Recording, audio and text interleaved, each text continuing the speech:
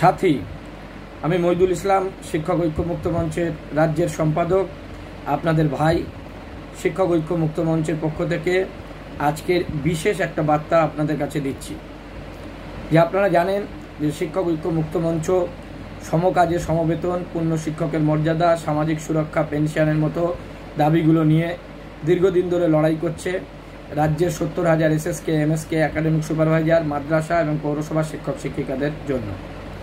এমতো অবস্থায় কিছু স্বার্থান্বেষী ব্যক্তিস্বার্থ চরিতার্থ করার জন্য ব্যক্তিরা, যাদের কোনোদিন আন্দোলনে দেখা যায়নি, যাদের আপনারা চেনেন না, যারা নিজেদেরকে আবার শাসক দলের নেতা বলে মনে করছে, যদিও শাসক দলের পক্ষ থেকে স্বীকার করে না যে তারা তাদের নেতা, কারণ শিক্ষা সেল বলে কোনো কিছু এখন শাসক দলের নেই। সেই জায়গায় কিছুদিন আগে তার বিরুদ্ধে আবার অভিযোগ হয় যে তাদের প্যাড ব্যবহার করে স্বঘোষিত নেতা সাজার জন্য। সেই রকম কিছু মানুষ এবং আপনাদের মধ্যেও থেকে কিছু মানুষ আছে যারা ব্যক্তি স্বার্থের ঊর্ধ্বে উঠতে পারেনি, যারা লড়াই আন্দোলন সেভাবে করেনি, শুধুমাত্র আপনাদের গণতান্ত্রিক দাবি লড়াই আন্দোলনের মাধ্যমে যেটা আপনারা আদায় করেন তার মধ্যে থেকে বিভ্রান্তিকর খবর ছড়াচ্ছে এবং বিভিন্ন রকম সোশ্যাল মিডিয়া, ইউটিউব, ফেসবুকের মাধ্যমে বার্তা দিচ্ছে, নিজেদের মন গড়ার কথা বলে নিজেদের অস্তিত্ব বজায় রাখার চেষ্টা করছে। কিন্তু লড়াইয়ের ময়দানে দাবি আদায়ের ক্ষেত্রে আপনারা যেটুকু দাবি আদায় করতে পেরেছেন, সেই দাবি আদায়ের ক্ষেত্রে আপনারা তাদেরকে চেনেন না, জানেন না। সুতরাং তাদের কথা নিয়ে আপনারা বিভ্রান্ত হবেন না।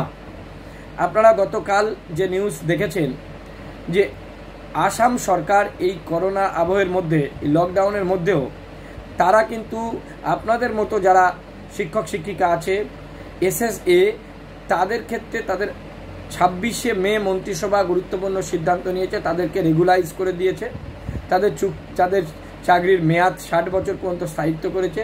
নিয়মিত টিচারদের মতো তাদের বেতন সমহারে বেতন, যেটা সুপ্রিম কোর্ট নির্দেশ দিয়েছে সেইভাবে করেছে।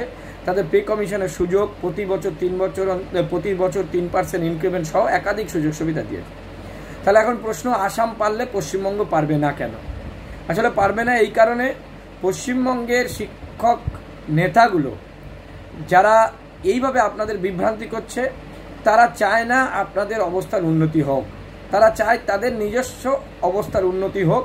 তারা আপনাদেরকে ভুল বুঝিয়ে শাসক দলের পন্থী করে অথবা কেন্দ্রে যারা ক্ষমতায় আছে তাদের পন্থী করে আপনাদের ক্ষতি করার চেষ্টা করছে। আমরা শিক্ষক ঐক্য মুক্ত মঞ্চ পেশাগত দাবিতে অরাজনৈতিকভাবে লড়াই আন্দোলনের মাধ্যমে দাবি আদায় করেছি। আপনাদের বর্ধিত বেতন হয়েছে, এটা আপনারা জানেন।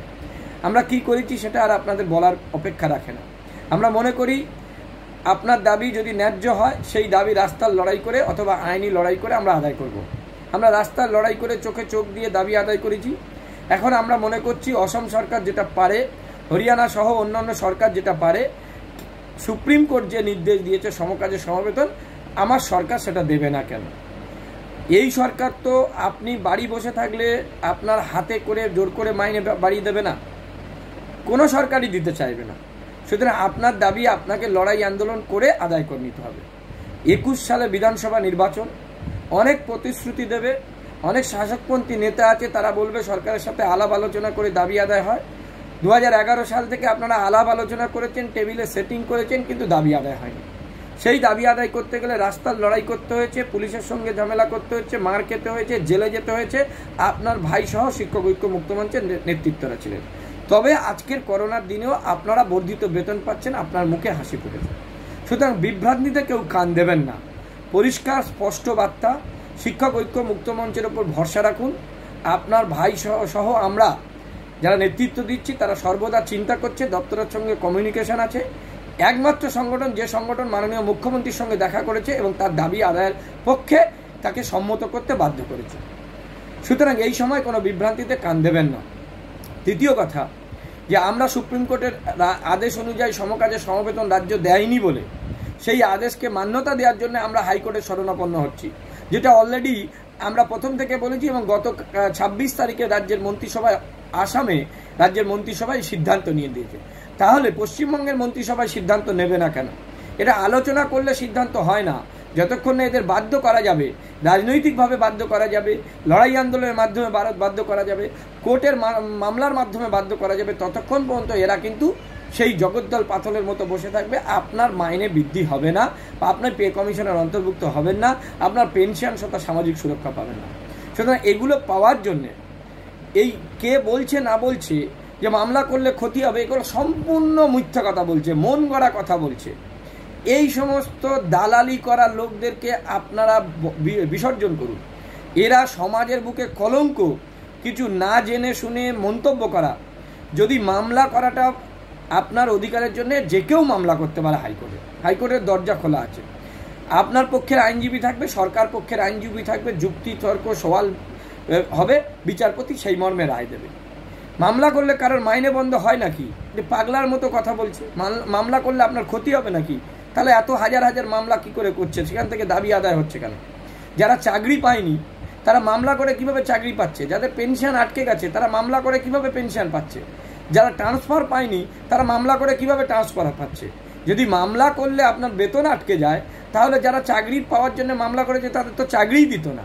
যারা পেনশন পাওয়ার জন্য মামলা করেছে তাদের পেনশনই দিত না। যারা ট্রান্সফার হওয়ার জন্য মামলা করেছে তাদের ট্রান্সফারই হতো না। সুতরাং মামলার সাথে এর কোনো সম্পর্ক নেই। যারা এই কথা বলছে তারা সম্পূর্ণ দালালি করছে, তাদের থেকে আপনারা সরে যান। তাদের বক্তব্য বেশি বেশি দেখবেন না। তারা চায় এমন বিতর্কিত কথা তাদের বলবে যাতে আপনারা বেশি করে ইন্টারেস্ট হয়ে দেখেন, এবং তাদের ইউটিউব থেকে যত বেশি আপনারা দেখবেন তাদের রোজগার হবে ঘরে বসে।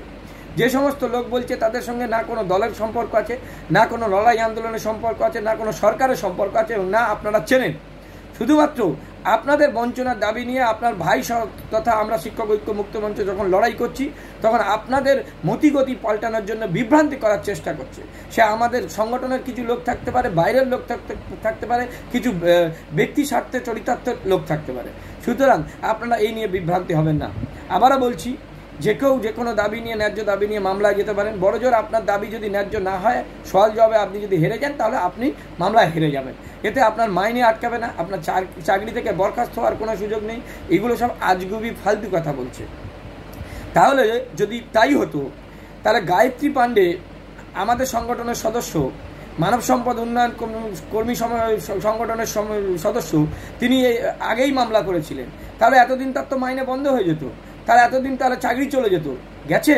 চাইনি। সুতরাং যে কেউ মামলা করতে পারে। তাই আমরা শিক্ষক ঐক্য মুক্ত মঞ্চ বলেছি, সমকাজে সমবেতন আপনাদের 21 সাল পর্যন্ত পাইয়ে দেবো। কেউ বলছে মামলা করলে 5 বছর লাগে, 10 বছর লাগে। তাহলে এর আগের যে মামলাগুলো আমরা জিতেছি, সেই মামলাগুলো কি করে আমরা তাড়াতাড়ি জিতলাম? তাই মামলা কিভাবে করতে হয়, আইনজীবী কিভাবে ঠিক করতে হয়, এগুলো জানতে হয়। মামলা তদবির করতে হয়, তৎপরতা নিতে হয়। এবং আপনারা মনে করবেন মাদ্রাসার যে 5% ইনক্রিমেন্ট আটকে গেছে, তার জন্য আমরা এই লকডাউনের পিরিয়ডেরও মামলা করেছি, এবং সেই মামলার একটা অর্ডার বেরিয়েছে।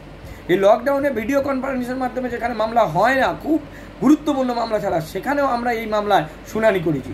সুতরাং আমরা নিশ্চিত আপনাদের সামাজিক সুরক্ষা, পেনশন সহ সমকাজে সমবেতন আমরা দাবি আদায় করতে পারবো, এবং সেটা মামলা করেই দাবি আদায় করব। তার সাথে সাথে রাস্তার লড়াই তো হবে। কিন্তু আপাতত আমরা সুপ্রিম কোর্টের নির্দেশ মানার জন্য আমরা হাইকোর্টের শরণাপন্ন হবে, এবং খুব তাড়াতাড়ি আমাদের আইনজীবীরা বিভিন্নভাবে তাদের মামলার যে ব্রিফ, সেই ব্রিফ রেডি করেছে। হাজার হাজার ডকুমেন্ট, 6টা ডকুমেন্ট জমা পড়ছে। সেই ডকুমেন্ট আসলে আমরা সেই মামলা আপনাদের করব, এবং প্রত্যেকের ইন্ডিভিজুয়াল মামলা করবে। তার কারণ এই মামলা যারাই করবে তারাই মাত্র সমকাজে সমবেতন পাবে, পেনশন সহ অন্যান্য সুযোগ সুবিধা পাবে। মামলা যারা করবে না, ঘরে বসে থাকবে, তারা কিন্তু পাবে না। কারণ হাইকোর্টের বিচারপতি সবসময় এই মামলাগুলো ক্ষেত্রে রায় দেয়। যিনি পিটিশনার, অর্থাৎ যিনি মামলাকারী, যিনি মনে করেছেন বঞ্চনা হয়েছে, যিনি খরচ করে হাইকোর্টে আইনজীবী দিয়ে তার তথ্য প্রমাণ করতে পেরেছে, হাইকোর্টের নাম নথিভুক্ত করতে পেরেছে, তাই তিনিই একমাত্র এই মামলার ফল পাবে। অর্থাৎ যদি অর্ডার হয়, আপনারা যদি ভাবেন অর্ডার হলে সবাই বেতন বৃদ্ধি হবে, সবার সমকাজে সমবেতন হবে, ভুল কথা। যারা নিজেদের নাম মামলায় নথিভুক্ত করবেন কেবলমাত্র তারাই বেতন বৃদ্ধি পাবেন, অন্যরা পাবেন না।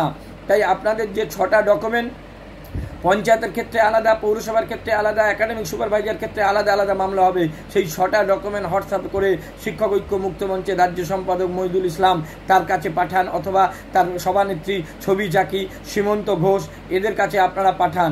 সেই 6টা ডকুমেন্ট কি কি আমি বলছি।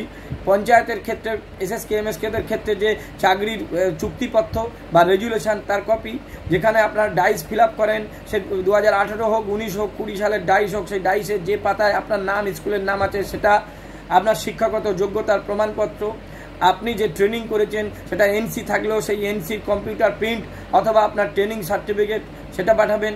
আপনি যে ব্যাংকে বেতন পাচ্ছেন, অর্থাৎ সরকার থেকে আপনি প্রতি মাসে একটা ভাতা পান, সেই বেতন ব্যাংকের বইয়ের প্রথম পৃষ্ঠা লাস্ট পৃষ্ঠার জেরক্স কপি, এবং এই সমস্ত ডকুমেন্টগুলো আপনারা আমাদের হোয়াটসঅ্যাপ আকারে পিডিএফ আকারে পাঠান। আপনাদের যাদের হোয়াটসঅ্যাপ আমাদের কাছে আসবে এবং আমরা সংগঠনের পক্ষ থেকে একটা ব্যাংক অ্যাকাউন্ট নম্বর দেবো, খুব ন্যূনতম খরচ 1000 টাকা আপনারা এই সংগঠনের সেই ব্যাংক অ্যাকাউন্টে পাঠিয়ে তার রসিদটা পাঠাবেন। যাদের ডকুমেন্ট এবং রসিদ আসবে তাদের মামলায় নথিভুক্ত করব, তাদের আমরা মামলার নম্বর দিয়ে দেবো। আপনারা বাড়িতে বসে কম্পিউটারে দেখে নিতে পারবেন এই মামলায় আপনারা যুক্ত আছেন কিনা এবং আপনার নাম হাইকোর্টে নথিভুক্ত আছে কিনা। সুতরাং যারাই যুক্ত থাকবে, যাদের নাম নথিভুক্ত থাকবে, তারাই কিন্তু এই মামলার ফল পাবে। সুতরাং বিভ্রান্তিতে কান দেবেন না, আপনার ভাইয়ের উপর ভরসা রাখুন। মামলা করলে কারোর কোনো দিন ক্ষতি হবে না, কিন্তু 2021 সালেই আপনার বেতন, সমকাজে সমবেতন, পূর্ণ শিক্ষকের মর্যাদা এবং আপনার সামাজিক সুরক্ষা আপনি পাবেন। যেমন আমরা লড়াই করে দাবি আদায় করেছি, তেমনি আমরা জিতব, এই আশা